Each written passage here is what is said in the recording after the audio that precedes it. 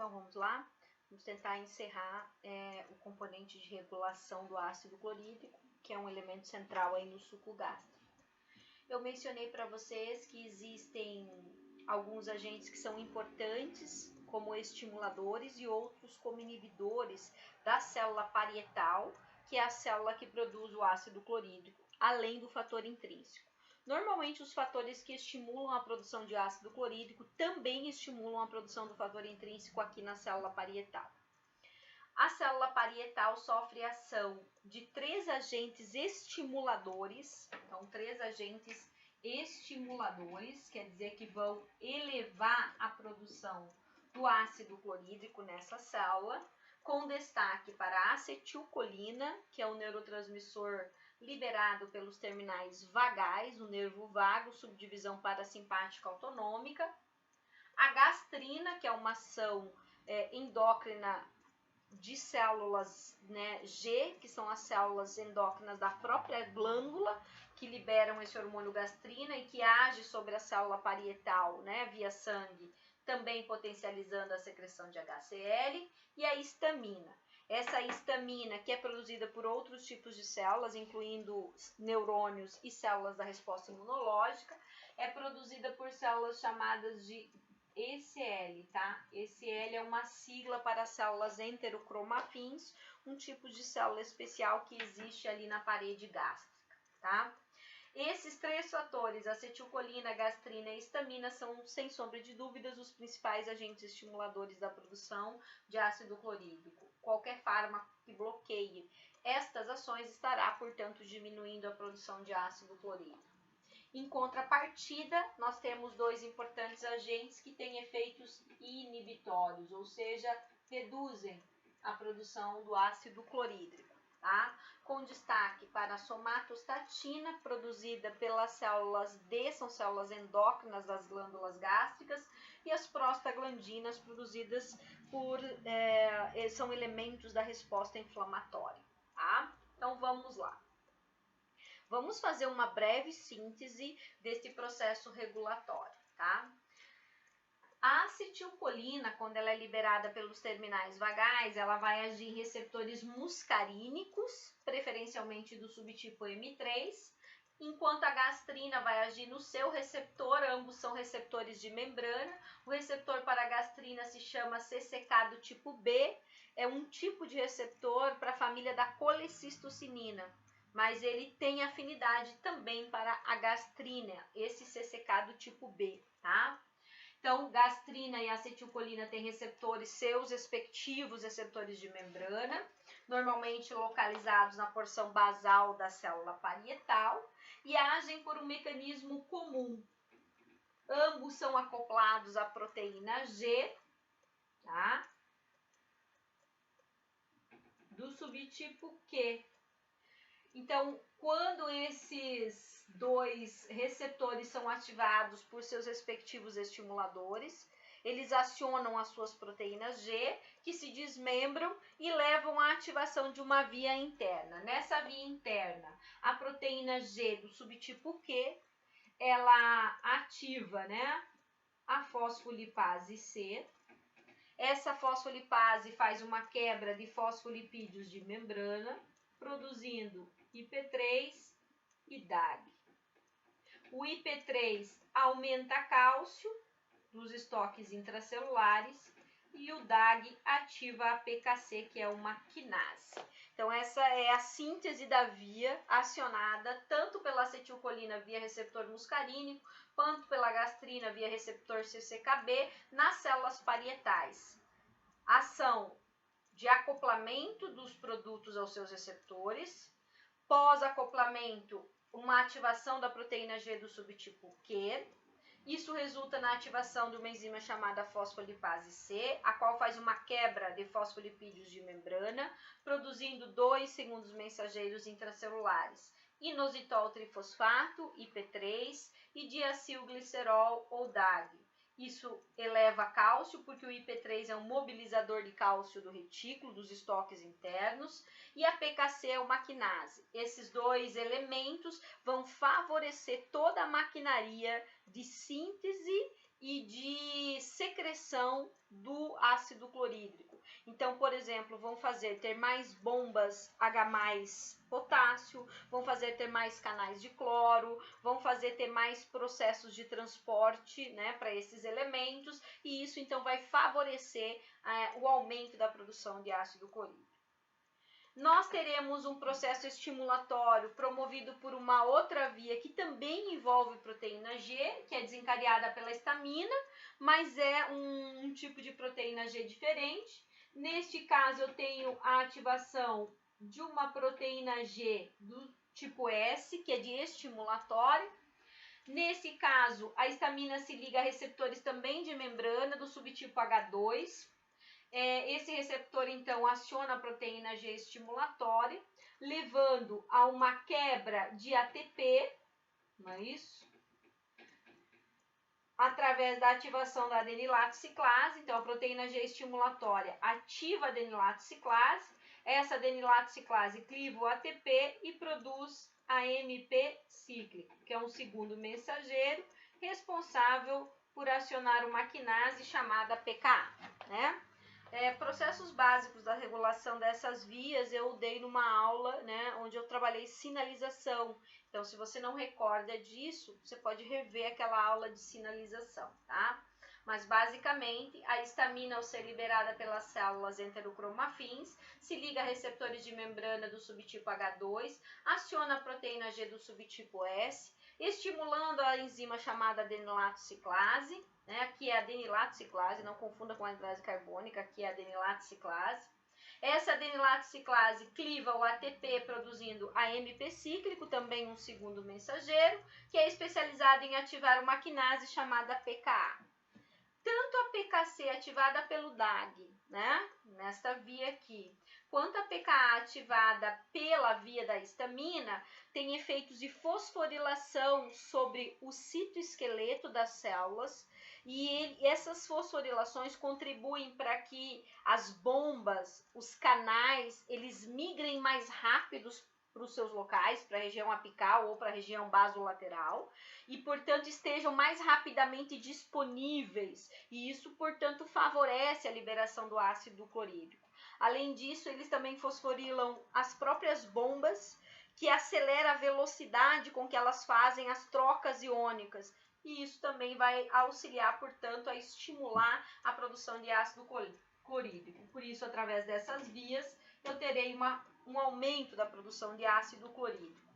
O cálcio também favorece, tá, a reorganização do citoesqueleto, a migração dos mecanismos de transporte, que favorecem a produção do ácido clorídrico. Os dois principais inibidores, quer dizer, que reduzem esse processo, são, portanto, a somatostatina e as prostaglandinas. Elas agem cada um nos seus receptores, eu não desenhei aqui os subtipos, mas também compartilham um mecanismo comum.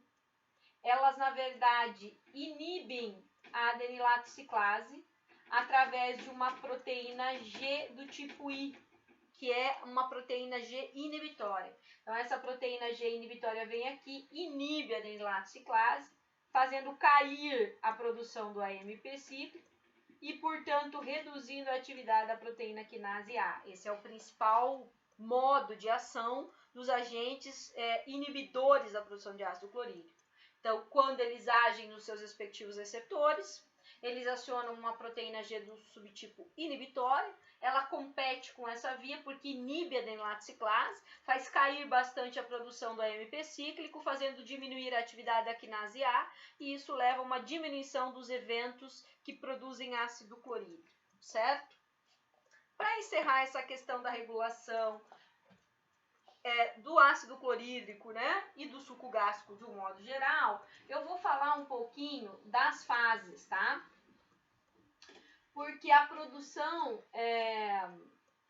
do suco gástrico em si, que é normalmente representada por essa produção que eu estou descrevendo do ácido clorídrico, ela tem fases, tá? Existem 3 principais fases. Então, eu vou colocar assim, ó, fases da secreção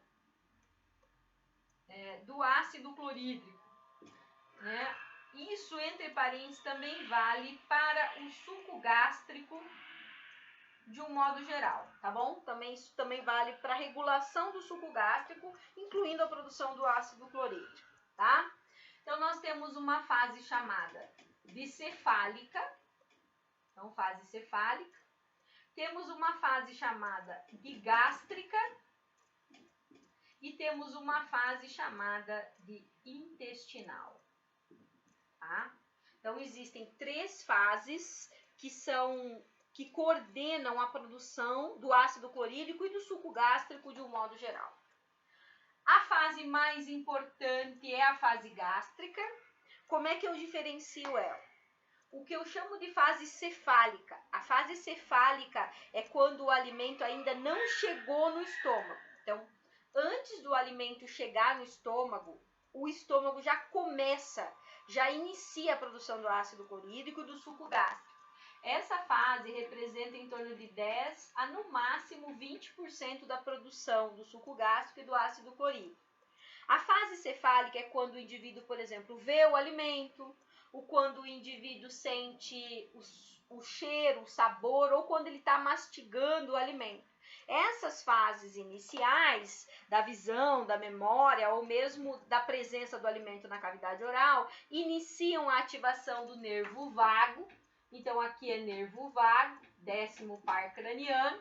Ele, portanto, já libera acetilcolina lá para as células das glândulas da mucosa e nós acabamos de ver que essa acetilcolina tem um potente efeito estimulatório sobre a produção de ácido clorídrico e dos elementos do suco de um modo geral.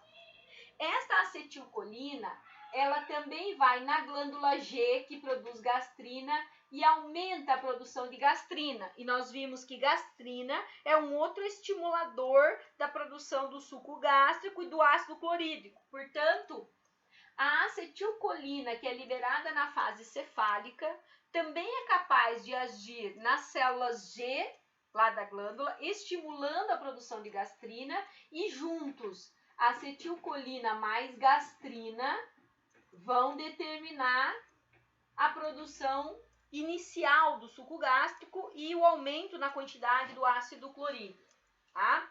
Esses efeitos onde um agente favorece a ação do outro, a gente chama de efeito potencializador. Na secreção de ácido clorídrico isso é muito evidente. Um agente que estimula, potencializa e favorece ou cria um ambiente favorável à ação do outro. Esta fase cefálica dura pouco, produz uma quantidade pequena de ácido clorídrico e de suco gástrico, e aí o alimento vai finalmente chegar no estômago. A presença do alimento no estômago inicia a mais importante fase para a produção de alta quantidade de ácido clorídrico e de suco gástrico. Até 60% do total produzido numa refeição vem dessa fase chamada fase gástrica, que representa então a chegada do bolo alimentar no estômago. Esta fase, ela vai promover a distensão da parede do estômago, ela vai aumentar ainda mais a atividade do nervo vago e, consequentemente, vai jogar mais acetilcolina. Quanto mais acetilcolina, mais suco gástrico, mais ácido clorídrico. A presença do alimento, principalmente proteínas, é sentida por neurônios da parede, do sistema entérico, que estimulam a produção de quem? De gastrina. Aí eu tenho acetilcolina e gastrina aumentando a produção, tá? E a presença do alimento também favorece a ação das células enterocromafins, que por sua vez aumentam a histamina. Então, na presença do alimento do estômago, eu terei os principais agentes potencializadores, estimuladores da secreção de ácido clorídrico juntos. Eu terei a acetilcolina sendo bastante liberada pelo nervo vago, eu vou ter a gastrina sendo liberada pelas células endócrinas e vou ter a histamina sendo liberada pelas células ECLs. Esses 3 elementos vão estar juntos. Além de cada um estar fazendo seu papel no seu receptor, um se potencializa a liberação do outro, ou seja, a acetilcolina estimula mais gastrina, a gastrina estimula mais ECL, e ECL estimula mais acetilcolina, que estimula mais gastrina, O resultado desse efeito em cascata é um aumento significativo da produção do ácido clorídrico e também uma produção dos demais elementos do suco gástrico. O nervo vago, ele não libera só acetilcolina, existe a liberação de um peptídeo chamado GPR, tá? Se vocês virem esse nome pelos terminais vagais, é a sigla de peptídeo liberador de gastrina em inglês, então GPR, peptídeo liberador de gastrina, isso também é liberado por terminais vagais e também favorece a liberação de gastrina e, portanto, a liberação de ácido clorídrico pela mucosa estomacal. Portanto, na presença do alimento no interior do estômago, a chamada fase gástrica, eu tenho a maior quantidade de produção de ácido clorídrico, bem como um aumento da produção dos outros elementos, do muco, tenho maior produção de pepsinogênio, maior produção de água, de eletrólitos. Então, as glândulas, de um modo geral, são ativadas por esse processo, em especial a produção de HCl, porque na presença do alimento no estômago eu tenho uma ativação maior do nervo vago pela distensão mecânica, a presença de elementos proteicos no interior do estômago é sentida por neurônios do entérico e isso estimula muito a produção de gastrina, que é o hormônio da própria parede do estômago, e isso aumenta muito a produção do ácido clorídrico. E além disso, aciona as células ECLs, a presença do alimento, né? E produz histamina.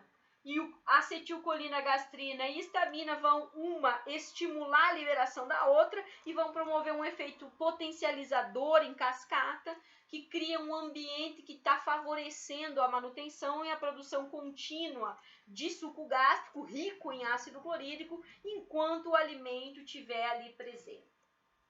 Quando esse alimento começar a esvaziar para o próximo segmento, que no caso é o duodeno, eu vou iniciar uma fase intestinal. Ela é menos importante, mas a função da fase intestinal é inibir a produção do ácido clorídrico, tá? Então, a chegada do alimento ácido saindo do estômago e chegando ao duodeno, inicia uma fase intestinal da regulação gástrica e essa fase é preferencialmente inibitória sobre a produção do ácido clorídrico.